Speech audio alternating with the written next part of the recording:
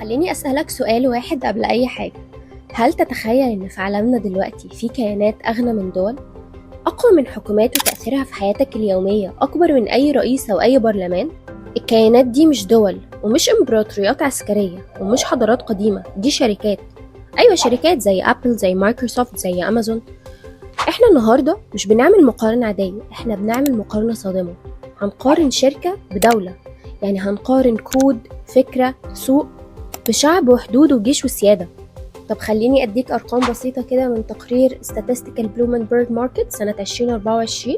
بيقول إن القيمة التسويقية لشركة أبل تجاوزت $3 تريليون. رقم كبير صح؟ الصدمة إن الرقم ده أكبر من الناتج المحلي لدول زي هولندا أو سنغافورة في بعض السنوات. وعلى فكرة مايكروسوفت قربت من الرقم ده، وأمازون لوحدها بتدير تدفقات مالية يوميا تفوق ميزانيات وزارات كاملة في دول متوسطة.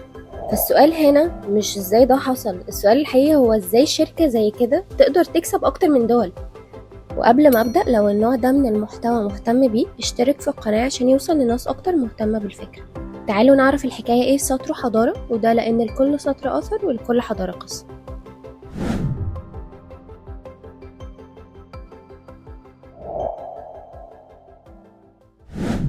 الدولة تاريخيا هي اعلى كيان تنظيمي عرفه الانسان.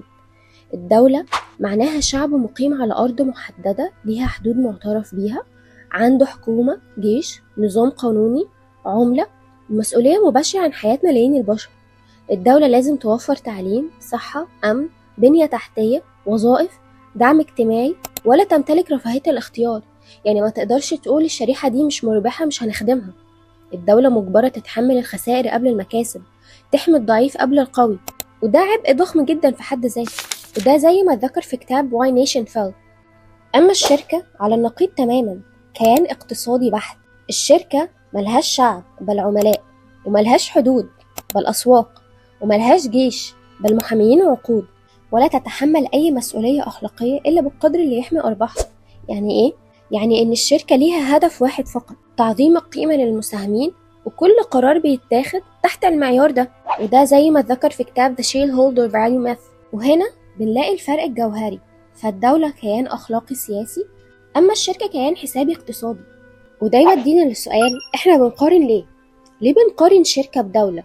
وليه ذكرنا أبل ومايكروسوفت وأمازون ودول زي سنغافورة أو هولندا؟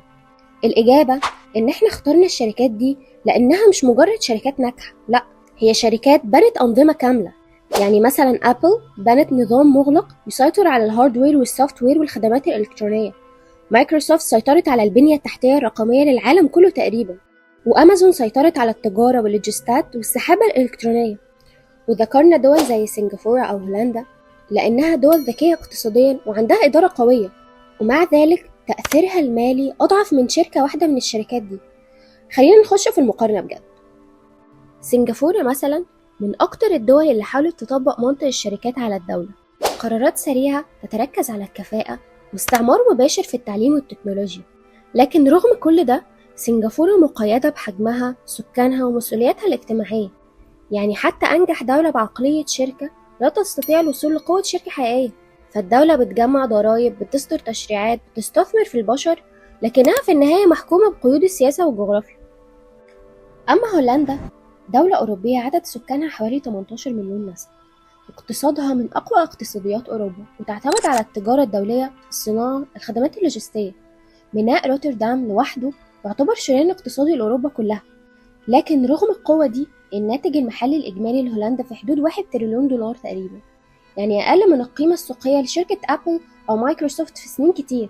يعني دولة بتدير قارة كاملة بس ماليا أضعف من شركة واحدة من الشركات دي.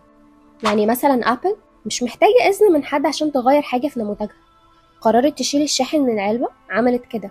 قررت تقفل نظامها، عملت كده. فالخسارة هنا بيتحملها العميل لا الشركة. طب سؤال، هي الفلوس دي كلها أصلا بتيجي منين؟ الدولة بتمول نفسها من الضرائب، القروض، الموارد الطبيعية، وأحيانا المساعدات. فالضرائب هنا معناها إن الدولة دايما في صدام مع شعبها، والقروض معناها رهن المستقبل. الموارد الطبيعية نعمة لكنها محدودة وخاضعة للسوق العالمي. أما الشركات فمصادر دخلها أخطر وأذكى. فأول حاجة الاشتراكات. الاشتراكات مش مجرد فلوس شهرية، لا ده التزام نفسي طويل المدى. أمازون برايم مثال عبقري على ده، العميل يدفع وبعدها يحاول يعوض الاشتراك ده بالشراء أكتر، وده يتحول لأسير النظام. تاني حاجة البيانات هي نفط العصر. يعني مثلا مايكروسوفت بيعرف ازاي الشركات بتشتغل، ابل بتعرف ازاي المستخدم بيعيش، اما امازون بتعرف انت بتشتري ايه وامتى وليه. البيانات دي كلها بتتحول لقرارات، والقرارات دي بتتحول لهيمنة. تالت حاجة الاحتكار، يعني مثلا ابل بتحتكر التطبيقات، مايكروسوفت احتكرت نظام التشغيل العقود، وامازون بتقتل المنافس بعد كده بتشتريه او بتقلده. فالاحتكار هنا مش بالسلاح لكن بالبنية التحتية. رابع حاجة الايكو سيستم، يعني انك لو دخلت صعب تطلع.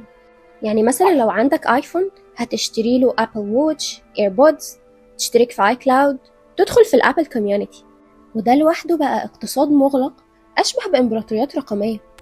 وهنا نوصل لنقطة ان الشركات مش بس بلا حدود جغرافية، لا دي بلا التزامات سيادية.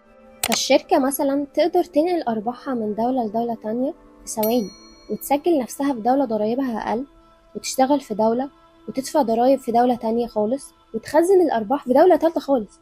بينما الدولة مقيدة بأرضها وشعبها حتى لو خسرانة، وده خلق وضع جديد اسمه القوة الخفية. شركات بتضغط على القوانين، بتأثر على السياسات، بتمول حملات ضغط كبيرة قوي، وأحيانا بتكون أقوى من الدولة نفسها. يعني الشركة بتستفيد من العالم كله لكن ما بتتحملش مسؤولية العالم كله. تعالوا أقول لكم مثال على الموضوع ده، قصة خلاف أبل ومايكروسوفت مع الحكومات الأوروبية. القصة ببساطة إن الاتحاد الأوروبي بدأ يلاحظ إن الشركات التكنولوجيا العملاقة بقت أقوى من الدول نفسها، فأبل كانت بتفرض عمولة 30% على أي مطور بيستخدم أبل ستور، وبتمنع أي طرق دفع بديلة. مايكروسوفت كانت مهيمنة على أنظمة التشغيل وخدمات السحب. الاتحاد الأوروبي قال إن ده احتكار وده بيقتل المنافسة. فبعد القضايا وبعد الغرامات اللي اتحطت على مايكروسوفت بسبب احتكار ويندوز والضغط على ابل لفتح نظام والسماح بمتاجر بديلة، فالمفاجأة ان الشركات منهارتش، لا دي عدلت على شكلها شوية بس احتفظت بقوتها. وده بيقولك ان الدولة مهما حاولت الشركة بتعرف تفلت وتفضل بقوتها. طب ليه الدول ما بتتعلمش من الشركات؟ الإجابة إن الدولة بتخاف من الفشل لأن الشعب بيدفع الثمن، أما الشركة بتشوف الفشل ده تجربة. الدولة أسيرة السياسة، محكومة بانتخابات، معارضة، رأي عام، أما الشركة أسيرة السوق، قراراتها حسابية، محكومة بالربح أو الخسارة فقط. الدولة بطيئة جدا في قراراتها لأن كل قرار بيعدي على مؤسسات كتيرة قوي، أما الشركة سريعة جدا لأن قراراتها في إيد مجلس إدارة صغير، وده سبب إن الدول دايما متأخرة خطوة. طب خليني أقول لكم إن أبل بدأت في جراج، مايكروسوفت بدأت في أوضة، وأمازون بدأ كموقع كتب. ولا واحدة كانت دولة بس اتصرفوا كإمبراطوريات. يعني لو أبل كانت دولة كانت هتفرض لغة واحدة، عملة واحدة، ونظام واحد، واللي هيخرج منه هيقصى اقتصاديا لا عسكريا. فلازم نفهم إن في فكرة شركة أخطر من دولة، والفكرة دي مش جديدة، لا دي حصلت قبل كده، وفي مرة واحدة الشركة ما اكتشفوهاش بالفلوس، لا دي أخدت جيش وأرض وسلطة وسياسة. وأخطر شركة في التاريخ غالبا هتكون شركة الهند الشرقية، لأنها كانت شركة بجيش ودولة داخل دولة. فهي شركة خاصة بس حكمت الهند، جمعت ضرايب، شنت حروب، وأسقطت مماليك. يعني أسوأ كابوس ممكن يحصل لما منطق الشركة يتوحش، وده زي ما ذكر في كتاب The Anarchy لويليام دارنبو. بعد كل ده احنا رايحين فين؟ المستقبل مش معناه تنبؤ، المستقبل معناه قراءة الاتجاه. الدولة هتفضل موجودة بس هتفقد جزء من سيطرتها. الشركات هتدخل مجالات كانت حكر على الدولة زي العملة، التعليم، الصحة، والهوية الرقمية. أبل هتشتغل على بناء عالم مغلق. مايكروسوفت هتمسك مفاتيح البنية التحتية الرقمية والذكاء الاصطناعي. أمازون هتتعرف على البشر أكتر من حكوماتهم نفسها. أما الدول هتحاول توازن بس مش هتنتصر.